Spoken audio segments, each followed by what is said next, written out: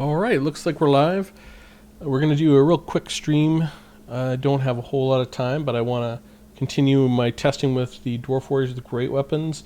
We tested for the versus the depth guard in the last live test, and it was clear that the Dwarf Warriors with great weapons were not that great, pun intended. But in past testing, we've looked at Dwarf Warriors with great weapons, miners, and longbeards with great weapons, and found that they've actually been pretty decent against Cav in general, and can stand in as a sort of dwarf anti-large. Maybe they're not the best, but they have decent enough mass, and they can bung things up. And most cavalry have good armor but poor melee defense, which does allow them to generally be okay. So this set of tests, we're going to be setting them up against the Knights of the Blazing Sun. Now, I'd originally looked at Empire Knights, but I think Knights of the Blazing Sun will reflect this more accurately, because it'll give a little bit more of a differentiation between all of the units that we're going to be looking at. Now, what I like about the Knights of the Blazing Sun is they have 78 charge bonuses, which is excellent, and they only have 24 melee defense. They have this flaming damage, but it's not going to affect any of the units that we're testing in this test. And they have 100 armor, so it's not like they have some crazy 140 armor or something really high like that. It's just a normal amount of armor, which is a pretty optimum amount, to be honest. And it'll allow all the units to sort of have a good fair shot at getting their own damage in. So I thought about how I was going to do this test, and I want to make I just want to make this test repeatable. One of the things about cavalry is they have good speed, and they cycle charge. They don't have to stick around and fight with you. And if you do stick around and fight with cavalry, that's a very poor play in general, unless you're going to route something right away. So it's very important to cycle charge with your cavalry. But for the purposes of our test, we're just going to send the Knights of the Blazing Sun in on one single charge. That way we can make the test repeatable. And as repeatable as possible. Actually, I'll leave that for now. I guess if you're live streaming, sometimes you might get a phone call. Anyways, how I'm going to do this test is I'm just going to send them in for a single charge, and the AI braces instead of charging for some reason, but we'll take the time there. 59:52. Knights of the Blazing Sun versus Dwarf Warriors great weapons. 52. And what is today's date? It is the 26th of August. 8/26/19. And then I'm just going to let them charge the once. So they get in for that charge, and obviously they got their massive 78 charge bonus. You can see they're doing a ton of damage right off the get-go to the Dwarf Warriors. On a single charge, they're getting them to sort of at least a third of their health off in one charge. And this is why sort of cycle charging Knights are so good. And obviously, this is where the benefit of charge defense against large does come in. Now, Knights of the Blazing Sun do not have armor piercing, right? They don't have armor piercing damage. That's why the armor for the Dwarf Warriors should do really well and allow the Dwarf Warriors with great weapons to actually pull some good value. And in the testing we saw with miners, Dwarf Warriors with great weapons, and longbeards with great weapons, they can pull value in these situations. Maybe not every time, but in general they can. So 57:29. Okay, 57:29. Knights of the Blazing Sun, we've got 27:70. Okay, and Dwarf Warriors 10:98. There you go. You can see here the Dwarf Warriors definitely pulled positive value, 134 gold. Now, this is not how it works in an actual fight. You get cycle charge, but the fact that Dwarf Warriors with great weapons can pull positive value if they sit in there with Knights, that sort of stands in for the Dowie version of an anti-large. Not the best, but You know, it does something. Now, it's not obviously not nearly as good as Slayers or Giant Slayers, but Giant Slayers are 1200. Dwarf Warriors Great Weapons are 500, so that's why I've used them and Miners to be as kind of an anti-large and to muck things up. So that's the one thing they can do, is get in the way. And this is the one of the reasons why cavalry is actually not the greatest versus the Dowie. I saw a post today, which I thought was really, really good in describing why cavalry is not that great against the dwarfs. And the answer I think the answer is twofold. Sometimes cavalry can be good. It's not always bad. Of course, there is very few absolutes in this game. But what happens is, first of all, dwarves have pretty decent mass, and if you tried to pull out from here, your knights or your horses or your cav tends to get stuck, and that can really be problematic when you try to cycle charge. Like, some of your units will get out, some won't. They don't cycle charge all that great, and they won't send all the Dowie flying, because dwarves have decent enough mass, like 150, about the same as high elf spears, and they can catch them and bog things down. The second and more important one is dwarfs have to be ready for chariots. So if you're in a faction that has lots of chariots, bringing cav is generally not the greatest idea unless you have a specific reason for them, because the tools that are good against chariots are excellent against cavalry. And that's like, you might use a Rune and Wrath and Rune combo with the Master Rune and the normal Rune to slow a chariot down so you can kill it. Well, not only will it slow Knights of the Blazing Sun down, but it'll actually do a lot of damage to them. Same with Trollhammer Torpedoes. Trollhammer Torpedoes are pretty good against a single entity model, but they're even better against, say, the Knights of the Blazing Sun, because they have explosive damage.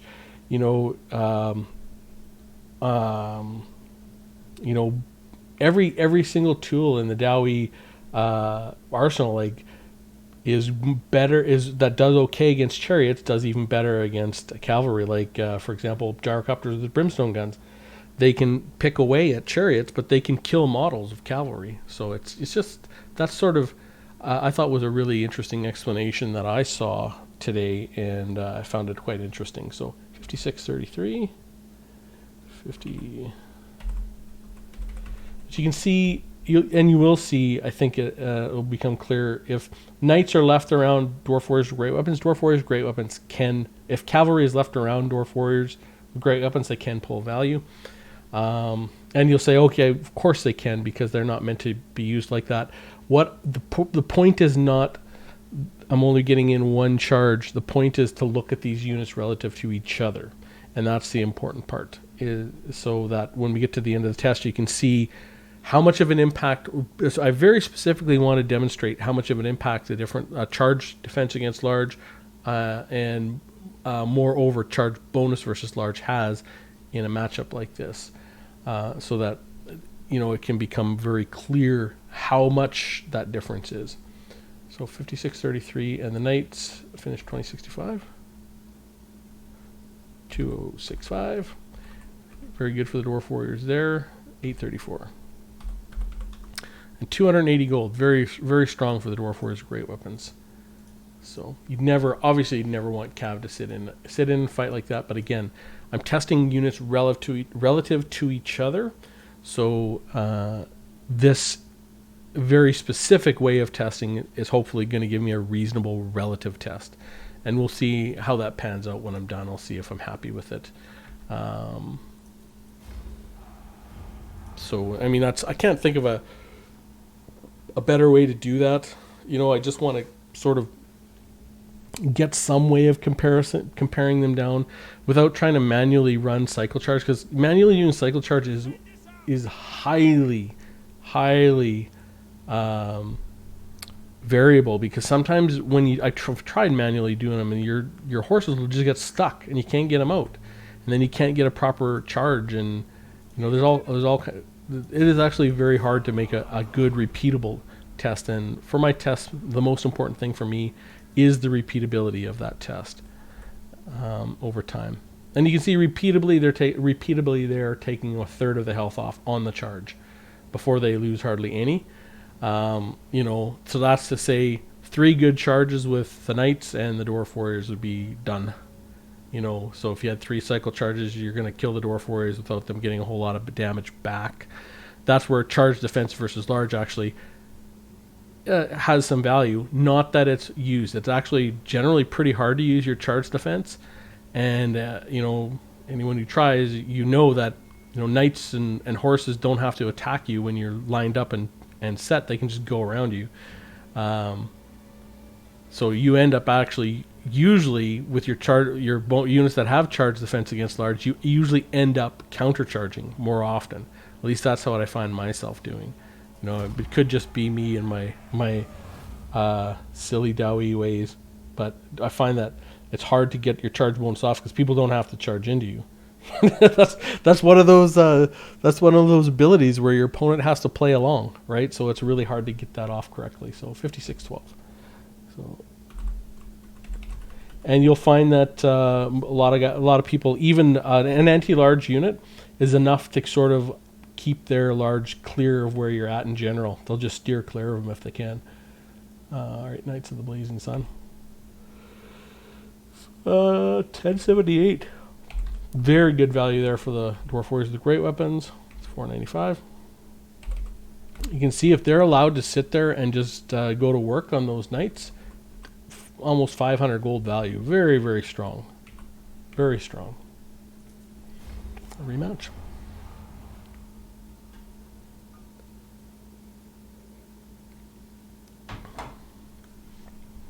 And I'll try, I think the most interesting comparison will be how the anti-large do in this fight with their charge defense against large. Like, I really do want to see how the Spearmen and Dwarf Warriors with great weapons stack up. Does even though the Spearmen have no armor piercing or have very little armor piercing, will their bonus versus large make up for that difference against the heavily armored Knights of the Blazing Sun? I'm actually really curious to see if the bonus versus large will overcome their lack of AP in this scenario.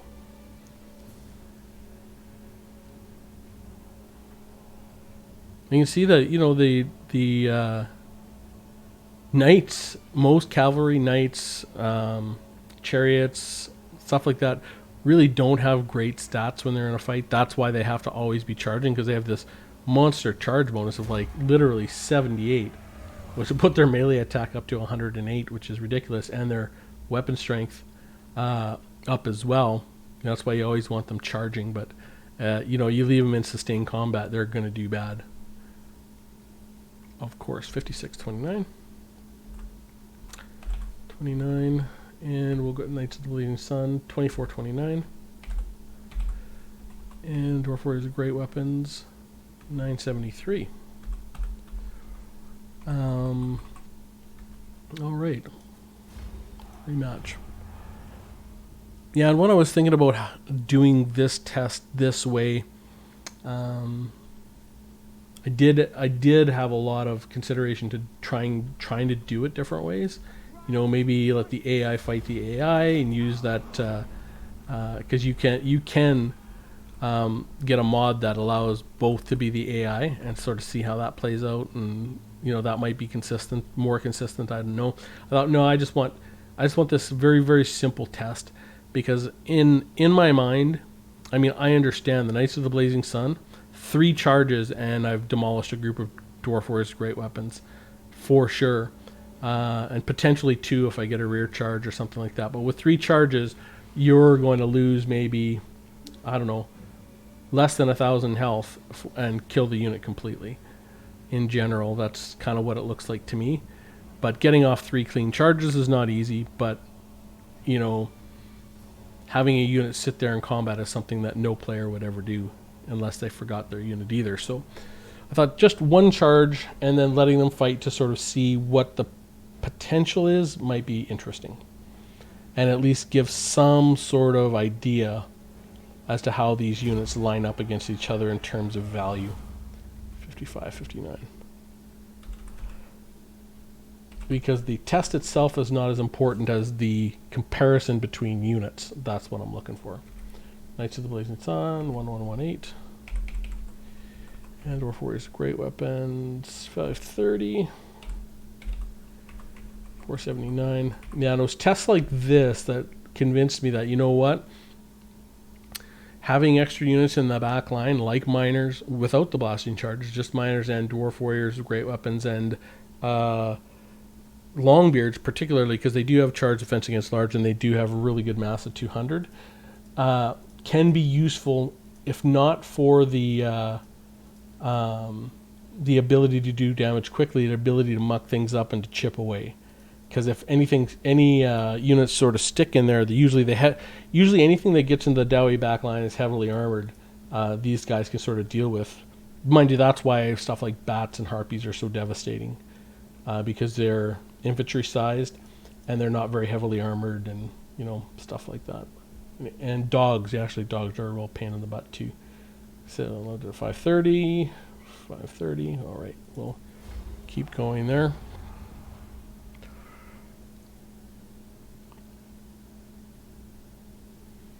Yeah, I really do want to continue this testing and just posting it up. There's not a whole lot going on in the forums right now. I saw a really funny post. I don't know where it was. I think it was in the general forums.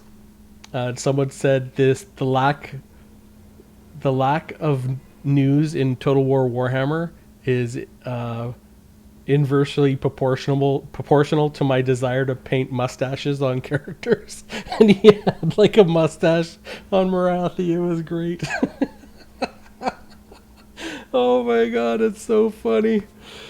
I don't know, I can't remember the name of the post, but it is really hilarious because there has not been a lot of news. News is coming in September, and the result has been, when people get bored, they get bored, and you really see it on the forums. You really see it on the forums, and it is hilarious. And that post encapsulated everything, and it's just the funniest post.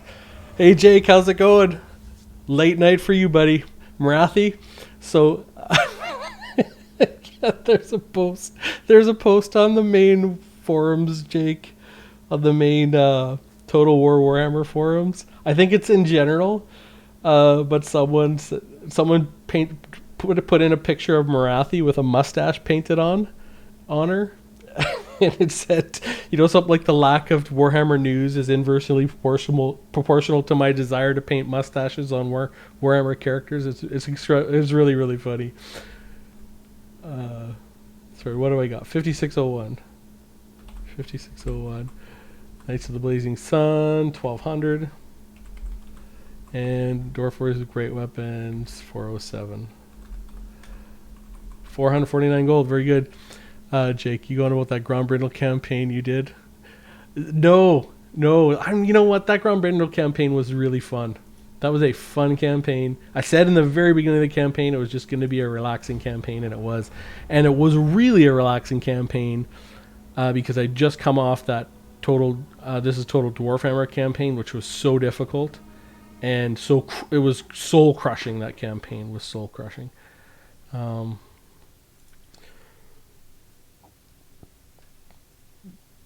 Yeah, I gotta get ready, and man, I gotta sit down and A, do another campaign, and B, I need to put out some guides. Because like my original guide on my original dwarf campaign guide that I made like 3 years ago, it has like, I don't know, 10,000 views or something. Like, people keep coming to it today. It is still like I go and look at my analytics, and it is month in, month out, the second, third, or fourth highest views of all of my videos every month, because people are continually picking up the game cheap, or getting it as a gift, or coming back to the game, or deciding to play another campaign, and they want to know how dwarfs play in campaign, and they'll just type in dwarf strategy or dwarf campaign, and they'll go to my video and take a look. So I really want to get videos for Karak Kadrin and the Slayer Kings campaign up, because that's actually a really difficult campaign if you're new. If you're a newer player, I think experienced vets will be able to handle that campaign pretty easy, but a new player will get crushed. And I've seen a few forum posts where new players have talked about just getting the crap beat out of them in that campaign, because that campaign is actually not set. It is very noob unfriendly. If you're a new player, it is very unfriendly, because you must get rid of your Slayers and get rid of your Slayer building right away. You have to.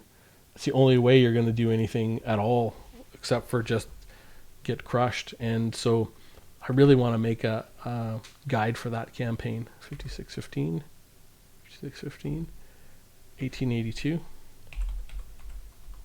Or was it 1822? 1822. I don't want to make mistakes like that. 1822. Dwarf Warriors Great Weapons 607. Well, there we go. So you can see, sorry for being late, cheating on Lore Master Sotek's Discord. On Lore Master Sotek's Discord about Warhammer Lore.